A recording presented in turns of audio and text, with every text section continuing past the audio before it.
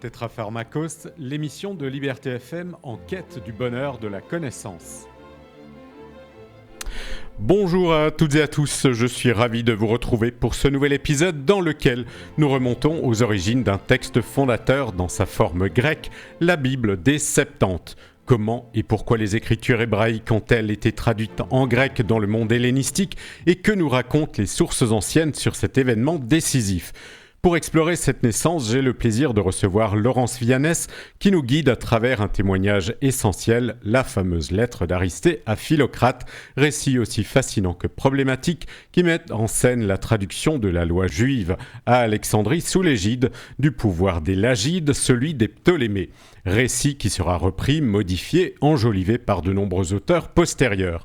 Entre légendes fondatrices et reconstructions savantes, ces textes nous permettent de mieux comprendre comment la Septante s'est inscrite dans l'histoire, mais aussi dans l'imaginaire, car derrière la question de la traduction se joue bien plus qu'un simple passage de la langue, c'est toute une vision du monde, du sacré et de la transmission qui se trouvent en jeu. Entre Alexandrie et Jérusalem, entre érudition antique et enjeux contemporains, cet épisode nous invite à redécouvrir la genèse d'un texte au carrefour des cultures. Madame Vianès, bonjour. Bonjour. Et merci beaucoup d'avoir accepté mon invitation. Vous êtes enseignante-chercheuse, maître de conférences en langue et littérature grecque ancienne à l'université Grenoble-Alpes. Vos principaux thèmes de recherche sont la Bible grecque des Septante, la littérature judéo-hellénistique, les textes juifs en langue grecque et tout particulièrement la lettre d'Aristée, la patristique grecque, l'exégèse ancienne des prophètes, les textes apocalyptiques et l'eschatologie. Parmi vos publications, on peut citer le volume 23-12 de la Bible d'Alexandrie aux éditions du Cerf en 2011, la naissance de la Bible grecque dans la collection Laroux Livre aux Belles Lettres en 2017. Alors, sans la ville d'Alexandrie, la traduction en grec de la Bible n'aurait peut-être pas existé. Madame Vianès, pouvez-vous, en quelques minutes, nous rappeler l'histoire de la fondation de cette ville qui n'existait pas dans l'Égypte des 30 dynasties pharaoniques et l'importance qu'elle a jouée dans le monde antique ? Oui, alors effectivement, cette ville n'existait pas dans l'Égypte pharaonique, et en fait, ça a toujours été Alexandrie près l'Égypte, non Ouais. pas Alexandrie en Égypte, Ouais. mais Alexandrie près l'Égypte, fondée sur une bande de terre qui sépare la mer Méditerranée et une lagune intérieure. Et donc elle est un peu décalée par rapport au delta égyptien, et cette ville est fondée par Alexandre lui-même au moment où il conquiert l'Égypte, d'où son nom, par Alexandre le Grand. Ouais.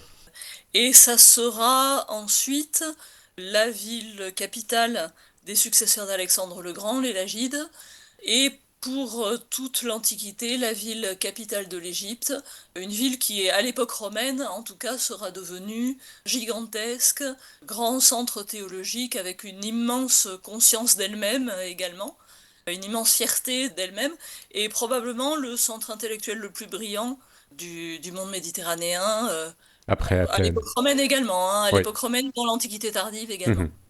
Alors, justement, il y a cette fameuse bibliothèque qui va être fondée et la volonté des Ptolémées, c'était justement de récolter, d'amasser un maximum de livres dans cette fameuse bibliothèque. Voilà, alors il est certain que cette bibliothèque a été très importante. Il y a eu en réalité, historiquement, on dit la bibliothèque d'Alexandrie, mais il y a eu historiquement plusieurs bibliothèques qui se sont succédées. La première était celle du musée Mhm. d'Alexandrie. La dernière était celle du Sérapéum, qui a Eh oui. été détruite peu avant l'an 400 de notre ère Mhm. par une émeute de moines chrétiens, Oui. en même temps que le Sérapéum lui-même, le temple de Sérapis. Mhm. Et entre les deux, il y a eu plusieurs établissements de bibliothèques. Il est certain que Ptolémée Philadelphe, le deuxième, Oui. qui était le vrai fondateur de la bibliothèque, même s'il se peut que Ptolémée Ier en ait jeté les premiers jalons, Ptolémée Philadelphe y consacrait un très gros budget et avait une politique d'acquisition de manuscrits extrêmement agressive, puisque un texte nous raconte que tous les bateaux qui abordaient au port étaient obligés Eh oui. de laisser leurs vieux manuscrits et qu'on leur rendait une copie neuve qui était neuve, qui avait l'avantage d'être neuve, mais qui n'était qu'une copie, Eh tandis oui. que la ville donc confisquait en réalité les manuscrits anciens. Ouais. On estime à quoi 300 000 écrits, si je ne m'abuse. Au Euh, sommet. je ne sais plus trop parce que Ouais. il y a les estimations des textes anciens dont on ne sait pas trop quel crédit il faut leur donner, et Oui. puis il y a les estimations modernes, donc je ne saurais pas vous dire. Ce qui est certain, c'est que quand on dit 300 000 volumes, ça veut dire quand même rouleau. Oui, oui, Hein. bien sûr. Voilà. Eh oui. 300 000 rouleaux, sachant qu'une œuvre peut s'étendre sur un nombre assez important de rouleaux. Mhm. Très bien. Alors, les Juifs ont une longue histoire avec l'Égypte. Il faut nous expliquer pourquoi il y a eu une communauté importante à Alexandrie. Oui, pourquoi Alexandrie? Sans doute simplement parce que c'est la capitale des Lagides. En Égypte, en revanche, enfin dans l'ensemble de l'Égypte, la présence juive est plus ancienne, puisque voilà, les Juifs sont sortis d'Égypte, mais ils y Eh sont oui. aussi beaucoup rentrés. Mhm. Et nous savons notamment qu'il y avait une communauté juive au VIe siècle, tout en haut du Nil, j'allais dire au nord, mais en fait non, tout au sud, Mhm. à Éléphantine. Ouais. Voilà, donc nous connaissons cette communauté par les papyrus d'Éléphantine. Mhm. Ce qu'on peut dire sur la présence juive en Égypte, c'est que, en réalité, quelles que soient les époques d'immigration de Judéens vers l'Égypte, on a l'impression que c'est presque toujours lié à la guerre. Mhm. Ouais. Les uns entrent comme prisonniers de guerre, Mhm. mais sont libérés.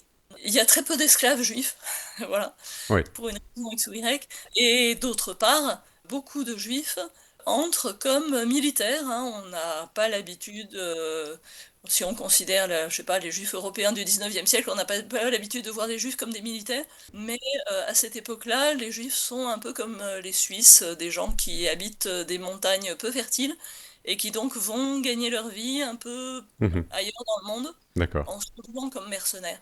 Alors, ces Juifs étaient hellénophones, hébraïsants. Est-ce qu'on sait ça? Ceux d'Éléphantine parlaient l'araméen, Mhm. D'accord. et non pas l'égyptien, jamais l'égyptien en fait. Ok. Mais ceux d'Alexandrie parlaient le grec, donc en réalité, à chaque fois, ils parlaient la langue des élites, hein, la langue de l'administration, que très souvent ils servaient en tant que colons militaires. Mhm. Donc à Éléphantine, c'est au temps de l'Empire perse dont la langue est l'araméen. Et ensuite, à Alexandrie, ils parlent le grec, et très probablement, ils n'ont aucune raison de conserver ni l'araméen, ni même l'hébreu. Hein. Mhm. Le fait que le texte biblique doive être étudié en hébreu est une idée très postérieure. Mhm. Et en tout cas, on constate que Philon d'Alexandrie, philosophe contemporain de Jésus, Ouais.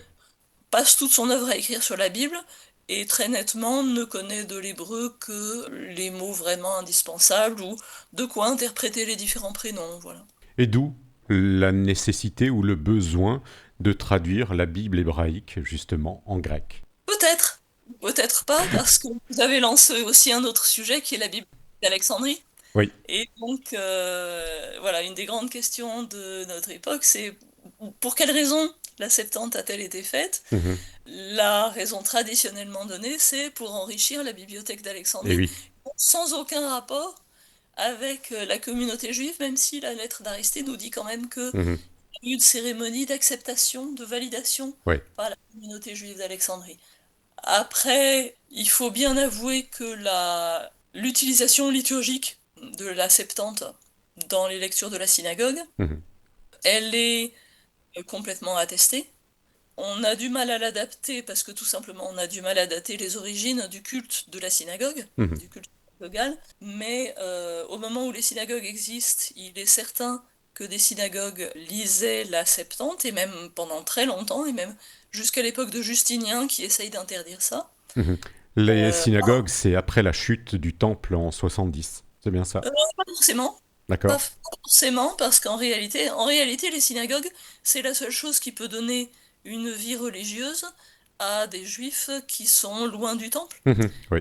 La vie religieuse, telle qu'elle est décrite par la Bible, s'organise autour du temple. Mhm. Et dès que vous êtes loin du temple, Oui. comme en plus vous ne pouvez pas faire de sacrifice à votre Dieu Yahvé si vous n'êtes pas dans le temple de Yahvé, une des réputations qui traînait sur les juifs pendant quelques siècles, c'était que les juifs étaient des athées, parce qu'on ne les voyait jamais accomplir aucun acte religieux. Ah oui.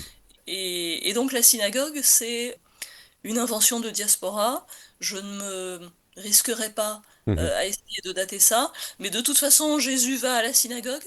Donc l'idée que la synagogue a remplacé le temple, chronologiquement, est probablement une transformation d'une idée plus vraie, qui est que la synagogue a remplacé le temple géographiquement, c'est-à-dire pour ceux qui étaient géographiquement empêchés d'aller au temple. Alors vous avez déjà parlé de la Septante, mais les textes qui ont été traduits, est-ce qu'on sait quel livre était traduit à l'origine? Puisque la Torah, la Bible hébraïque, comprend 5 livres. On sait que les 5 livres de la Torah sont les premiers qui ont été traduits, Mhm. et en fait, normalement, ce sont eux qui ont droit à l'appellation Bible des Septante. Et D'accord. en réalité, toute une tradition s'est attachée à essayer de situer les traducteurs des autres livres, mais surtout déjà à leur trouver des noms. Mhm. Et donc on finit par appeler Bible des Septante la totalité des autres livres bibliques. Mais en réalité, donc, la légende de traduction par 70 hommes Mhm. concerne normalement le Pentateuque, qui a été Ouais. traduit en premier, Mhm. qui aurait été traduit donc sous Ptolémée II Philadelphe. À vrai dire, moi j'ai une petite remarque à partager avec le monde savant, c'est que à l'heure actuelle, il n'y a plus grand-chose que l'on retienne comme véridique de la lettre d'Aristée, Ouais. ni le motif, ni les auteurs de la traduction, etc. Et puis finalement, la seule chose qu'on retient de la lettre d'Aristée, la seule chose qu'on n'a pas encore mise en question, c'est le fait que la traduction ait été faite sous Ptolémée Philadelphe. Et il me semble que si on décide que la lettre d'Aristée est un faux bourré de choses fausses, ben on ne sait plus très bien quand cette traduction aurait été faite, mais en tout état de cause quand même Mhm. au IIIe siècle, avant la fin du IIIe siècle, avant Ouais. notre ère. D'accord. La Torah était déjà constituée à ce moment-là. Oui, Alors on verra tout à l'heure, il y a des différences avec la Bible postérieure, mais il faut que vous nous décriviez cette fameuse lettre d'Aristée à Philocrate. ouais. C'est un texte, d'abord je voudrais dire, très plaisant, Oui. extrêmement plaisant, Mhm. qui, voilà, bien écrit, avec beaucoup de fantaisie, très difficile à dater, c'est-à-dire deuxième siècle avant notre ère, ou peut-être premier siècle avant notre ère. Voilà, plus probablement quelque chose entre 160 avant notre ère et 60 avant, Mhm. qui laisse quand même un assez gros intervalle, alors que ça prétend être une lettre écrite à l'époque de Ptolémée Philadelphe, ou en tout cas écrit par un témoin des faits, Eh oui. peut-être dans sa vieillesse. Mhm. Donc ça prétend être voilà, une communication, un mémoire envoyé par quelqu'un qui avait assisté aux événements du règne de Ptolémée Philadelphe. Ce personnage, donc ce narrateur, prétend non seulement qu'il est un témoin oculaire, mais qu'il est un grec Ouais. de la cour, qu'il a été envoyé en ambassade, qu'il a fait partie de l'ambassade, et que donc il a visité Jérusalem. Et ça nous raconte que toute l'histoire est partie de la bibliothèque, c'est-à-dire d'intérêt purement intellectuel, Mhm. et que c'est une histoire entre Ptolémée de Philadelphe et son ministre Démétrios de Phalère, qui était aussi un philosophe et responsable de la bibliothèque. Mhm. Et là-dessus, le roi surveille l'avancement de la bibliothèque et demande combien il a de volumes. Alors ça se compte en milliers. Et Démétrios lui dit: Ah, il y a des livres qui mériteraient d'être mis dans la bibliothèque, mais il n'y a pas de version grecque. Ça serait bien de la faire. On a quand même envie de dire que pour une bibliothèque qui compte déjà plusieurs dizaines de milliers de volumes et qui compte s'enrichir d'encore plusieurs dizaines de milliers, Mhm. en gagner 5 en traduisant le Pentateuque, ça a l'air d'être un enjeu un peu mince quand même. Mais ça ne fait rien, le roi accepte cela.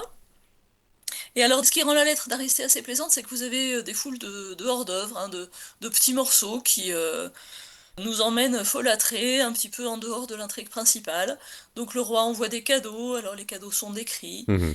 Puis Aristée se rend à Jérusalem, et donc il Eh en oui. profite pour nous décrire Jérusalem pas trop mal, et pour nous décrire la Judée extrêmement mal, puisque, bon, selon lui, le Jourdain coule du sud au nord, Ah oui. enfin, Oui, oui. et se jette dans la mer à Saint-Jean d'Acre.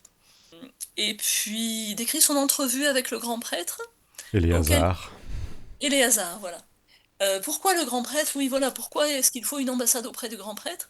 Parce que on a dit au roi que ça n'était pas tout de traduire, déjà il fallait des traducteurs, mais il fallait aussi il fallait aussi avoir un bon texte, il fallait aussi avoir le bon texte, être sûr du texte. Et donc le grand prêtre va avoir comme rôle d'envoyer un rouleau hébreu qu'il garantit. Mhm. Et il va aussi, en réalité, envoyer des traducteurs. L'entretien d'Aristée avec le grand prêtre a aussi un grand intérêt, un droit à notre attention, disons, Mhm. parce que ça va être la première fois que quelqu'un va mettre en mots une lecture allégorique de la Bible. Quand on demande au grand prêtre pourquoi les Juifs ont des lois si bizarres, par exemple de ne pas manger de porc, Mhm.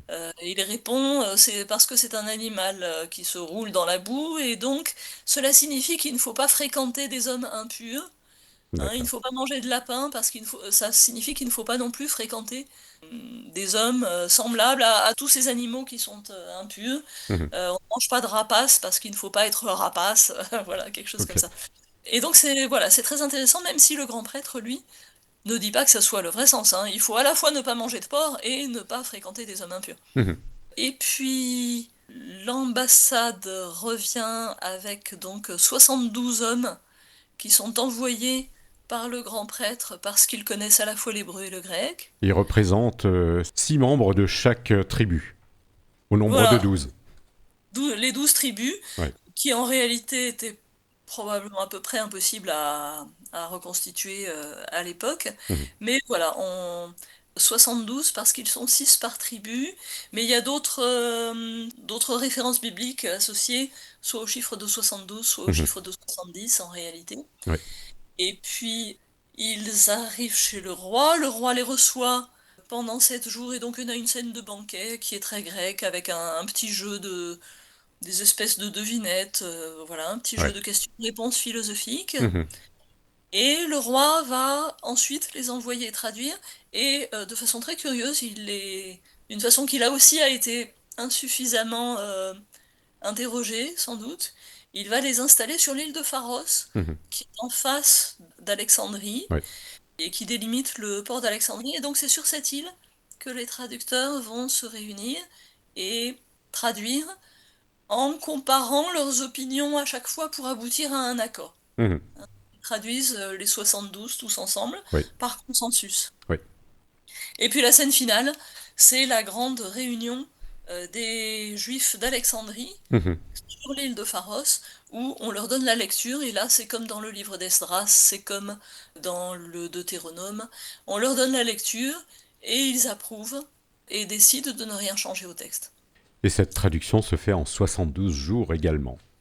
Voilà, et c'est le seul petit élément de miracle qu'il y a dans la lettre d'Aristée, car le grand souci de la lettre d'Aristée, c'est de montrer que les Juifs sont aussi philosophes que les philosophes grecs, et donc pas de merveilleux, pas de Mhm. superstition Ouais. dans la lettre d'Aristée. Mhm. Alors, vous avez déjà émis quelques doutes quant à la véracité, à l'authenticité de cette lettre, mais quels sont les arguments pour dire justement qu'elle n'est certainement pas authentique? Alors, des foules d'arguments, notamment chronologiques, hein, l'auteur fait des efforts mais est insuffisamment informé. Il présente comme vivant en même temps Arsinoé II, femme et sœur de Ptolémée Philadelphe, et Démétrios de Phalère. Or, Ouais. l'un est mort avant que l'autre soit épousé. Et divers arguments de ce style-là. Il est probable que Ptolémée Philadelphe et Démétrios de Phalère ne s'entendaient absolument pas, Ouais. même si ça a été remis en question. Donc voilà, des erreurs historiques suffisamment discrètes pour qu'on ait mis longtemps à les remarquer, Mhm. mais absolument rédhibitoires. Oui. Par ailleurs, il paraît acquis pour la science moderne que l'auteur est un juif, et qu'il parle longtemps après les événements. Et d'ailleurs, il y a un détour de phrase où il dit ah, chez les rois de cette époque-là, tout se passait de telle et telle façon. Ouais. Bon, après, on peut toujours dire il est censé être un vieil homme racontant ses souvenirs de jeunesse, mais Ouais. quand même, c'est un peu suspect. Mhm. Et Aristée, le nom n'a pas été choisi au hasard. Ah, je ne sais pas. Parce qu'il y Euh, avait effectivement un Aristée qui aurait écrit un livre sur les Juifs. Oui, effectivement, vous avez raison de me le rappeler, parce que sinon je pensais au héros Aristée, qui était honoré par des Gaulois en grec, Mhm. avec des dédicaces en grec dans le sud de la France, mais D'accord. ça n'est pas le même. Mais oui, oui. Alors c'est difficile de savoir quoi en tirer, hein, voilà, mais en tout cas la lettre d'Aristée se présente comme le deuxième écrit du narrateur, Mhm. et nous savons qu'il y avait un livre d'un certain Aristée qui Oui. s'appelait Sur les Juifs. Donc il est probable que l'auteur essaye d'emprunter cette identité-là. Mhm. Pour donner l'autorité à cet écrit, donc pseudépigraphique. D'épigraphe, c'est-à-dire ayant un faux titre, C'est ça. en l'occurrence le titre étant surtout la mention de l'auteur, hein, avec une fausse mention d'auteur. C'est ça. Alors, cette lettre, finalement, aura quand même une sacrée postérité, parce que beaucoup d'auteurs vont reprendre ce récit et le transformer. Oui, et bien entendu, d'autant plus que le christianisme naît, Mhm. et donc la Septante va être la Bible des chrétiens, et tous ces gens vont avoir besoin d'expliquer d'où vient cette traduction, quelle est son histoire, Mhm. et ils vont avoir un grand souci d'expliquer que la traduction a été faite avant Jésus-Christ, et que par conséquent, quand on y trouve des termes, des phrases que l'exégèse chrétienne applique à Jésus, ce ne sont pas des falsifications, ce sont des choses qui ont été écrites par des juifs et non pas par des chrétiens. Mhm. Mais par ailleurs, ils vont quand même largement contribuer à étendre le terme de Septante aux autres livres bibliques, aux traductions des prophètes, aux traductions des livres de Samuel et des rois, Mhm. aux traductions des proverbes de Job, etc. Enfin, à l'ensemble de la Bible, et donc à attribuer à l'ensemble de la Bible une traduction au temps de Ptolémée Philadelphe, ce qui, pour les livres autres que le Pentateuque, c'est beaucoup trop tôt. Mhm. Enfin, on pense que les prophètes ont été traduits au IIe siècle avant notre ère, Ouais. et le reste probablement, enfin, le reste de façon perlée, Mhm. livre par livre, tout étant probablement terminé à l'époque de Jésus. Ouais. Alors, ce que je disais en introduction, le texte va être enjolivé parce que, vous l'avez souligné dans la lettre d'Aristée, on ne trouve pas de merveilleux, sauf peut-être les 72 jours, mais dans les textes postérieurs, on va dire que chaque traducteur était isolé et qu'au final, ils ont traduit exactement de la même manière le texte. Et c'est le côté miraculeux. Voilà, on va renforcer le côté inspiration de la Septante, on va garantir une inspiration divine en inventant cette histoire selon laquelle ils auraient traduit tous séparément Mhm. et donné tous la même traduction. Alors, on a l'impression que cette légende existe déjà du temps de Philon, mais Philon est quelqu'un d'extrêmement malin, Filon et d'Alexandrie. Philon d'Alexandrie, voilà, contemporain de Jésus. Mhm. Et donc Philon dit quelque chose qui peut être interprété comme dans un sens comme dans l'autre, hein. C'est-à-dire ils sont tous Mhm. ensemble, mais inspirés par Dieu, ils se mettent comme à prophétiser, tous avec les mêmes paroles, hein. Ils sont tous dans la même salle, mais Ouais. voilà, ils sont à l'unisson. Et puis ensuite, ça va devenir une forme de la légende où ils sont dans 72 petites maisons. Mhm. Et ça, la première attestation, c'est dans un texte chrétien, mais en réalité, on peut être à peu près sûr que c'est une légende juive. On la trouve dans les textes rabbiniques qui sont indatables. Mhm. C'est très probable que la légende rabbinique a émigré vers les auteurs chrétiens plutôt que l'inverse. Donc voilà, 72 petites maisons. Mhm. Et puis après, on va avoir encore un autre texte, juste avant l'an 400 de notre ère, qui est celui d'Épiphane de Salamine, Mhm. où lui, alors, il a une version qui a eu beaucoup d'influence dans l'Orient, Mhm. qui est assez amusante, parce que chez lui, difficile à dire pourquoi, mais ils ont travaillé par paire, et donc Ouais. ce sont 36 chambres qu'ils ont eues. Et D'accord. ce que j'aime beaucoup, c'est que comme les 36 petites chambres sont situées sur l'île de Pharos, et comme ils dorment au palais royal, chaque matin et chaque soir, ils font la traversée dans 36 petits Ouais, bateaux ouais. pour ne pas communiquer entre eux. Très bien. Alors, la Septante, d'ailleurs, pourquoi est-ce qu'on dit Septante et pas 70? Je pense que ça a uniquement un rapport avec le fait que on en a longtemps parlé en latin, Mhm. D'accord. on en a longtemps parlé à l'intérieur de l'Église, et donc plutôt en latin. En revanche, l'incertitude entre 70 et 72, Mhm. elle arrive très tôt. Ouais, d'accord. Mais c'est aussi parce que le Sanhédrin était censé composer de 70 personnes, et finalement, dans le Pentateuque, Moïse s'entoure de 70 anciens, mais comme Mhm. il les emmène sur la montagne avec pour guide lui et il me semble Aaron. Son frère. En fait, ils sont 70 et Oui, oui. 72. Donc on essaye de reprendre ces 70. Mais la Septante n'est pas le seul texte de traduction. Il y a d'autres traductions de la Torah Oui, il y a d'autres traductions. en grec. Oui. D'abord, il y a une activité de révision très intense qui fait qu'au bout de quelques siècles, il y avait probablement déjà différents textes grecs qui circulaient, donc on a une activité de gens qui relisaient la Septante et réécrivaient partiellement le texte pour le faire mieux correspondre à leurs critères à eux, que nous essayons de reconstituer. Et leurs critères, ça peut être une plus grande fidélité parce qu'ils pensent que ça a été mal traduit, Mhm. ou bien ça peut être qu'il se base sur un texte hébreu qui aurait été différent de celui des Septante. Ouais. Donc il y a une grande activité de réécriture pour aligner sur certains standards. Mhm. Le plus marquant, par exemple, le plus facile à se représenter, c'est que on va trouver très tôt des manuscrits de la Septante où le nom de Dieu a été remplacé par une série de lettres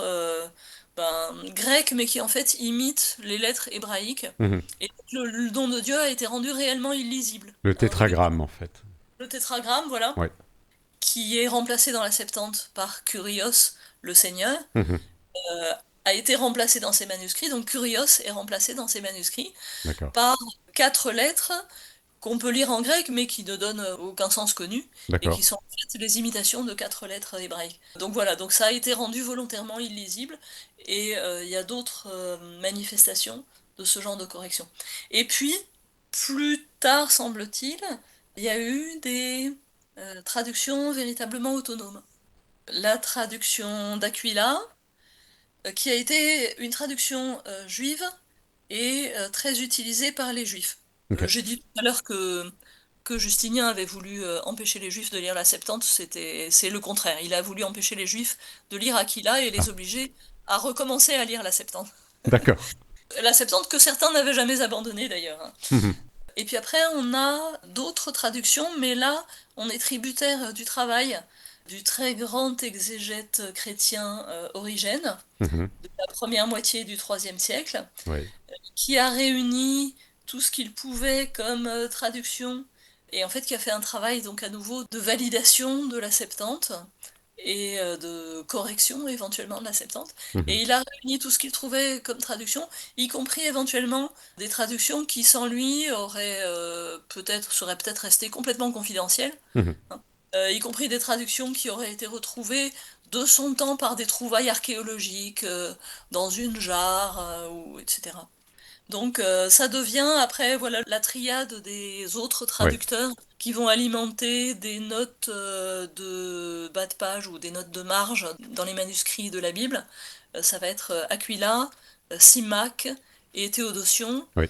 mais en réalité Origène en a rassemblé encore quelques autres, Mhm. suivant. La cinquième, la sixième, Voilà, qui sont celle qui était annulées. anonyme, c'est devenu la cinquième, la sixième. Ouais. D'accord. Alors, on a bien sûr le texte masorétique qui va être la source de la Bible hébraïque et même de la Bible des chrétiens. On peut constater de sérieuses différences entre la Septante et ces textes-là. Comment est-ce qu'on explique cette différence? C'est c'est un grand travail, et donc c'est pour cela que, que les spécialistes continuent d'avoir du travail. D'accord, très bien. Les hypothèses, vous avez deux voies majeures de comprendre ces différences. Mhm. Soit le... Déjà, il faut savoir que le texte massorétique, ce qu'on appelle le texte massorétique, c'est le texte avec les points voyelles, Oui. et nos manuscrits les plus anciens du texte massorétique, si l'on ne compte pas les découvertes des manuscrits de la mer Morte, Oui. nos manuscrits les plus anciens étaient du Xe siècle. Mhm. De Pour un notre texte ère, de notre ère. de notre ère, du milieu du Moyen Âge, pour un texte qui, en tout état de cause, a au moins 13 siècles d'existence avant, et probablement, enfin pour certaines parties, plutôt 15 siècles, Mhm. enfin, suivant le moment où on croit que la Bible a été écrite. Et donc il y a beaucoup de siècles qui nous échappent, Mhm. mais la Septante, elle, reflète un texte de l'époque hellénistique, hein, Oui. suivant les livres, entre le IIIe et le 1er siècle. Mhm. Quand on trouve des différences, les deux principales voies, soit ce sont les traducteurs qui ont traduit comme ça pour des raisons qui étaient à eux, Mhm. soit l'exemplaire en hébreu sur lequel se fondaient les traducteurs était différent du texte hébreu actuel, du texte hébreu donc que nous avons reçu du Xe siècle Mhm. et qui depuis le Xe siècle est presque entièrement unifié, vraiment voilà unique. Et quand on regarde le travail de Jérôme dont on parlera tout à l'heure, Oui. le travail de Jérôme nous permet de connaître pas mal de choses sur le texte hébreu tel qu'il était aux environs de l'an 400, Mhm. et il était aussi assez semblable et assez unifié. Donc, Mais par rapport au texte massorétique ou de la Septante. le texte hébreu que lisait Jérôme Oui. était assez semblable au texte massorétique que nous avons dans nos manuscrits du Moyen Âge. D'accord. Et quand il y a des différences entre le texte hébreu et la Septante, si on suppose que la différence est due au fait que le texte hébreu a bougé, la plupart du temps, on s'aperçoit que c'est entre l'époque hellénistique et l'époque de Jérôme qu'il aurait bougé, Oui. c'est-à-dire entre le IIIe siècle avant et le IIIe siècle après notre ère. Pour certains livres, c'est quand même important.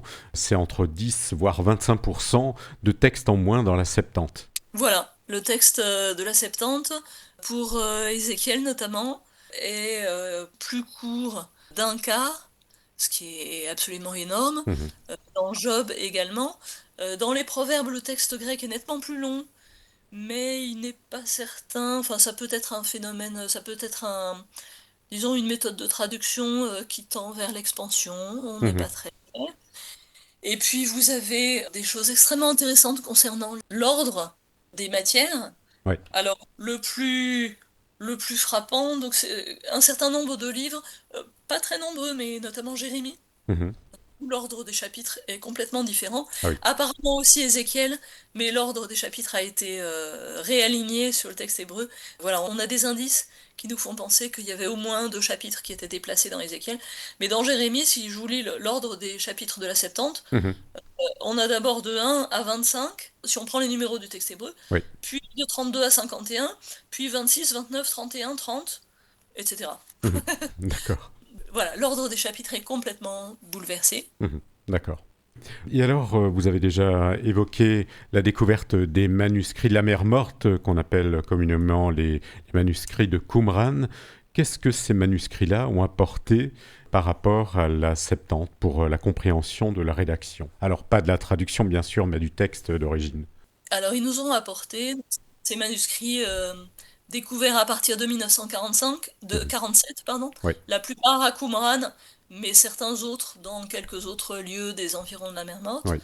Ils nous ont apporté une vue sur la variabilité du texte. Quelque chose qui n'a pas été connu tout de suite parce que le premier qui a été vraiment connu du monde savant, c'était le rouleau d'Isaïe, parce qu'il était à peu près intact. Oui. Et il présentait très peu de différence avec le texte hébreu. Mhm. Et il a fallu 40 ou oui, bien 50 ans avant que le monde savant ait une vraie connaissance des autres textes qui, il est vrai, étaient conservés sous forme de petites miettes Oui. de manuscrits. Mhm. Et là, on s'aperçoit que pour un seul et même livre, pour les autres livres en fait, de la Bible, pour un seul et même livre, on avait plusieurs manuscrits et que les manuscrits donnaient des versions différentes, Mhm. donc notamment dans les livres de Samuel et des rois. Et le résultat, ça n'est pas du tout qu'on a retrouvé l'original de la Septante, mais qu'on a retrouvé encore un autre original, Ok. qui tantôt s'accorde avec le texte massorétique, tantôt avec la Septante, Mhm. tantôt part de son côté à lui, mais le principal enseignement, c'est que effectivement coexistaient à la même époque, c'est-à-dire au siècle juste avant notre ère, coexistaient des textes assez variables. Il y avait beaucoup de fluidité textuelle. Oui. Voilà. Il n'y avait pas de canon encore ou de texte officiel. Oui, et puis un canon c'est bien beau parce que très souvent ça se présente sous la forme d'une liste de livres, Mhm. mais après les livres, tout dépend ce que vous mettez dedans. Ouais. Il n'y avait pas de texte fixé, Mhm. et il y avait probablement donc des, voilà, des interventions de différents groupes Oui. qui insistaient pour faire reconnaître leur version à eux. Mhm. Ça a un peu fait reculer l'idée que les traducteurs soit avaient mal traduit parce que mal compris, soit avaient fait des changements volontaires, Mhm. et ça a rehaussé l'idée que très souvent les traducteurs lisaient un texte différent. Mhm. Mais il n'empêche qu'il est assuré aussi qu'en certains endroits ils ont fait des corrections volontaires, voilà, et qu'il y a tout un processus de... D'abord, ils n'avaient pas les mêmes instruments que nous pour connaître le sens des mots hébreux. Mhm.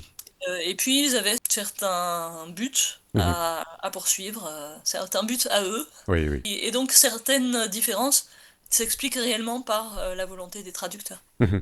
Alors, est-ce qu'on peut dire qu'à partir du quatrième et avec presque certitude au cinquième siècle, le christianisme s'est bien ancré et se latinise progressivement? Qu'adviendra-t-il de la Septante, de cette Bible grecque? D'abord, les premiers chrétiens étaient très souvent de langue grecque, Oui, bien sûr. même quand ils vivaient en Occident. Et Les évangiles ont été écrits en grec, si je ne m'abuse. oui. Et puis, Irénée, évêque de Lyon dans les années 170, Mhm. écrit toute son œuvre en grec. Ouais. Justin Martyr, qui écrit à Rome, écrit en grec. Mhm. Donc pendant longtemps, la langue des chrétiens a été le grec, même dans les régions latinophones. Et puis là-dessus, des gens ont pris la Bible en grec, donc la Septante, Mhm. et l'ont traduite en latin. Et comme le dit Jérôme, bah, c'est un peu n'importe qui faisait ça, et qui traduisait dans son latin à lui, Mhm. si bien que ça a donné lieu à ce qu'on appelle la Vetus Latina, mais maintenant on dit plutôt les Veteres Latinae, donc la vieille version latine, mais en fait plutôt les vieilles versions latines, Mhm. parce qu'en réalité elles étaient diverses, sans auteur, dans un niveau de latin souvent assez bas, et avec une impossibilité de garantir leur exactitude. Voilà, avec assez peu d'exactitude, Mhm. ce qui fait que assez rapidement, au moment où le christianisme a été vraiment installé, Oui. il s'est fait jour la nécessité d'avoir quelque chose de plus sérieux que ça en latin. Mhm. Et donc, Jérôme a entrepris la traduction à partir de l'hébreu pour rédiger ce qu'on appelle aujourd'hui la Vulgate. Voilà. Et en fait, Jérôme, on lui demande au départ, parce qu'il est très bon latiniste, c'est-à-dire il écrit un très beau latin et très bon helléniste, ce qui commençait à se faire rare visiblement à son époque. Mhm. Et donc on lui demande de traduire des ouvrages de théologie du grec en latin, et puis après on lui demande de réviser les traductions latines Mhm. des évangiles, enfin du Nouveau Testament. Oui. Et il le fait sur le texte, d'après le texte grec du Nouveau Testament. Et puis après on lui demande de continuer avec l'Ancien Testament. Et au départ, l'idée, semble-t-il, ça aurait été de le réviser sur le texte grec, c'est-à-dire sur la Mhm. Septante, Oui. qui avait déjà été rehaussé par les chrétiens comme leur texte, un texte inspiré bien sûr, hein, Et oui, bien sûr. voilà, inspiré par l'Esprit Saint. Donc pourquoi le changer?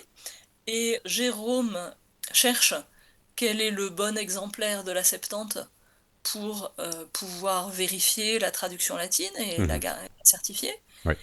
et il ne trouve pas. Impossible à son époque, parmi la multiplicité des textes de la Septante, Oui. de savoir lequel était le bon.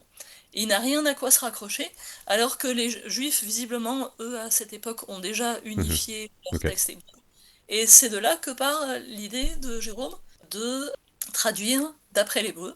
Et donc, ben, il aimait les langues, il va apprendre l'hébreu, pour cela il s'installe à Jérusalem, il prend des cours particuliers avec un rabbin, et il nous transmet d'ailleurs au passage toutes sortes de traditions juives. Par exemple, l'interprétation classique du passage central de Malachie, que je connais un petit peu, est une tradition visiblement juive transmise par Jérôme dans son commentaire et assez peu remise en cause depuis, voilà. Et en fait, cette Vulgate va être la version, on va dire, officielle de l'Église jusqu'aux traductions, les traductions en La langue version- vernaculaire. Ça va être la version officielle de l'Église catholique, Mhm.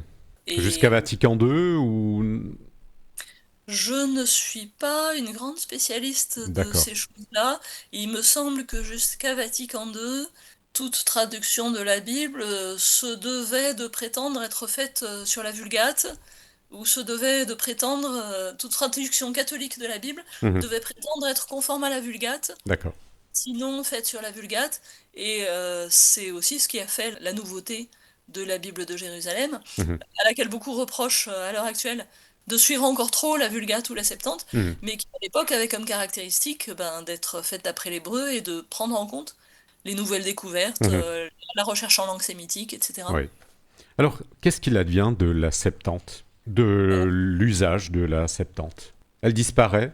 dans le christianisme grec orthodoxe, Mhm. elle continue d'être le texte officiel.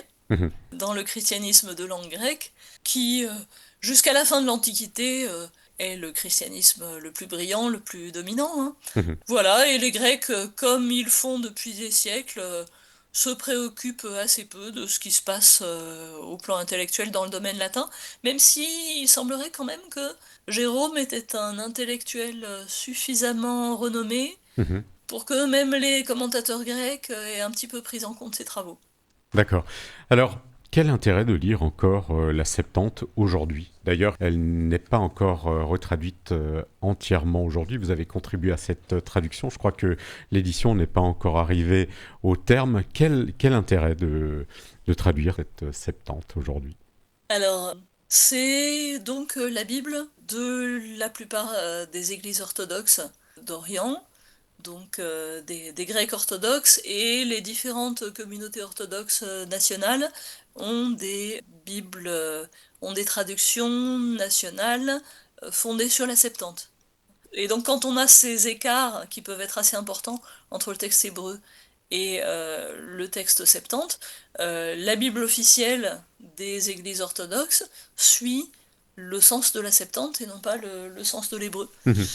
Et donc les communautés orthodoxes sont très intéressées par ce travail, et en réalité, avec les mouvements migratoires, les orthodoxes sont de plus en plus nombreux en Europe occidentale. Mhm. Après, il y a tous les livres qu'on appelle deutérocanoniques, c'est-à-dire ceux qui n'ont été conservés que en grec, parce qu'ils faisaient partie de la Septante des chrétiens, alors qu'ils n'ont pas été retenus en hébreu. Ils n'ont pas été retenus par les juifs et donc leur version en hébreu s'est perdue. Mhm. Donc en réalité, depuis toujours, quand on lit le livre du Siracide, quand on lit Tobit, quand on lit les livres des Maccabées, quand on lit le merveilleux livre de la sagesse de Salomon, ce qu'on lit, c'est la Septante, puisque le texte hébreu est perdu, bon, même si par trouvailles archéologiques, il y en a qui ont été retrouvés. Et puis c'est un autre, voilà, c'est un autre texte. Quand on le lit en grec, je dirais, il y a vraiment une satisfaction à avoir l'impression de lire un texte original. En tout cas, de remonter à lire le texte que lisaient les auteurs de l'Antiquité, qui pour la plupart ne lisaient pas l'hébreu. Et donc quand on lit le grec, c'est très recommandable et c'est un grand plaisir. Et en plus, c'est du grec facile. Et il y a quand même encore beaucoup plus de gens qui lisent le grec que l'hébreu. Encore à notre époque, même Oui, si, bon. bien sûr. Et puis sinon, l'entreprise d'édition, donc Oui. la collection La Bible d'Alexandrie, sur laquelle vous m'interrogiez, Mhm. a été initiée par Madame Arles, Marguerite Arles, qui était professeure de patristique grecque à la Sorbonne, et qui donc y est venue par la patristique, c'est-à-dire par l'étude des textes Oui. chrétiens anciens, Mhm. et notamment pour une nécessité absolument évidente, qui est que chaque fois qu'on a un texte patristique et qu'on veut le traduire, c'est bourré de citations bibliques, Oui. et donc il faut traduire ces citations de la Septante, et en réalité, voilà, traduire la Septante, c'est un travail de spécialiste, parce que la Septante a un vocabulaire assez Mhm. particulier, donc Oui. on peut facilement se tromper quand on se lance à traduire la Septante sans avoir étudié à fond la Septante. Mhm. Et donc, pour tous ceux qui lisent et traduisent des textes du christianisme ancien, il était extrêmement important d'avoir des traductions fiables, des traductions en français fiables. Alors après, bon, cette entreprise a été imitée dans d'autres pays qui ont travaillé beaucoup plus vite que les Ah oui. Français et qui ont terminé leur traduction, donc en allemand, en italien, Mhm. alors que la collection française se continue, n'est pas complète, mais commence à, enfin, a largement dépassé la moitié des livres de la Bible, Mhm. et a aussi comme caractéristique, par rapport aux collections des autres pays, qu'il y a un apparat de notes extrêmement Ouais. fourni. Voilà, et donc on étudie les mots de la Septante, on étudie leur rapport avec le texte hébreu, Mhm. Et on étudie aussi, parce que cette collection est faite largement par des gens qui ont au moins un doigt de pied dans la patristique. Eh oui. Un pied dans la patristique, un pied dans la Septante, ou enfin voilà, Mhm. suivant proportions variables. On étudie aussi les commentaires et on rend compte aussi des commentaires chrétiens, enfin de tous les commentaires qu'on peut, Mhm. mais les plus nombreux sont les chrétiens, Ouais. de ces livres bibliques, les commentaires qui ont été faits sur la Septante. Très bien. Eh ben, je crois que c'est sur ces mots que nous allons conclure cet épisode de Tétrapharmakos.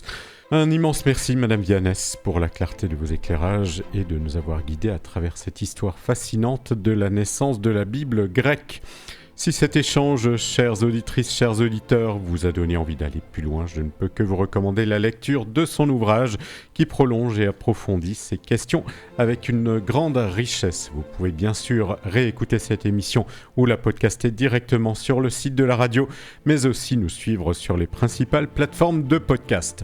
Que vous soyez sur votre application habituelle, en déplacement ou chez vous, Tétrapharmakos vous accompagne désormais partout.